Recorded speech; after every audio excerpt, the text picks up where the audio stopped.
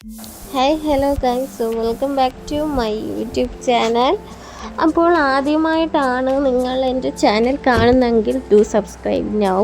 Okay, അപ്പം എൻ്റെ വീഡിയോസിലൊക്കെ എന്തെങ്കിലും പോരായ്മകളും കാര്യങ്ങളൊക്കെ ഉണ്ടെങ്കിൽ നിങ്ങൾ കമൻറ്റ് ചെയ്ത് അറിയിക്കണം. അപ്പം എഡിറ്റിങ്ങും കാര്യങ്ങളും ഇനി കുറച്ചും കൂടെ ഞാൻ ഡെവലപ്പ് ചെയ്യാം എന്ന് വെച്ച് നോക്കുകയാണ്. അപ്പം നമ്മൾ ഈ സ്ഥലം എവിടെയാണെന്ന് പലർക്കും ഇപ്പോൾ അറിയാം, പ്രത്യേകിച്ച് കൊല്ലത്തുള്ളവർക്ക് അറിയാം. അപ്പം പുനലൂർ ആണ്. അപ്പം നമ്മുടെ തൂക്കുപാലത്താണ് നമ്മൾ വന്നത്. അപ്പോൾ ലണ്ടൻ ബ്രിഡ്ജ് എന്ന് കേരളത്തിൽ അറിയപ്പെടുന്ന ഒരു ബ്രിഡ്ജ് തന്നെയാണിത്. അപ്പം എന്താ കുറേ തവണ ഇവിടെ ആവശ്യങ്ങൾക്ക് വന്നിട്ടുണ്ടെങ്കിലും അന്നെല്ലാം ഏതെങ്കിലും ഒരു വീക്കിലി ഒരു ഡേ, എനിക്ക് തോന്നുന്നു തേഴ്സ്ഡേ ആണെന്ന്, ഒരു ഡേ ഇത് പൂട്ടും. അപ്പോൾ നമുക്ക് എന്തെങ്കിലും ആവശ്യങ്ങൾക്ക് വരുമ്പോൾ കറക്റ്റ് അത് പൂട്ടിയ ദിവസമായിരിക്കും. ഇത് അങ്ങോട്ട് നോക്ക്, ട്രെയിനെ കണ്ടോ, നല്ല രസമുണ്ട്.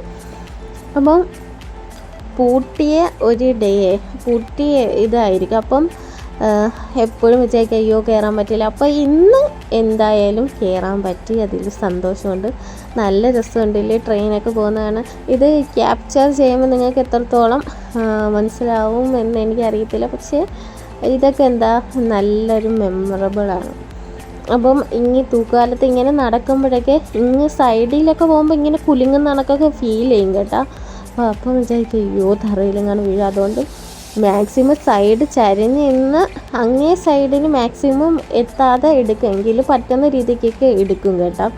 അപ്പോൾ ഇങ്ങനെ ചരിഞ്ഞ് നിന്നപ്പോൾ തന്നെ എനിക്ക് ചെറുതായിട്ടൊരു പേടി കണക്ക് തോന്നി. അതുകൊണ്ട് ഞാൻ സെൻറ്റർ മാത്രമാണ് നടക്കുന്നത്.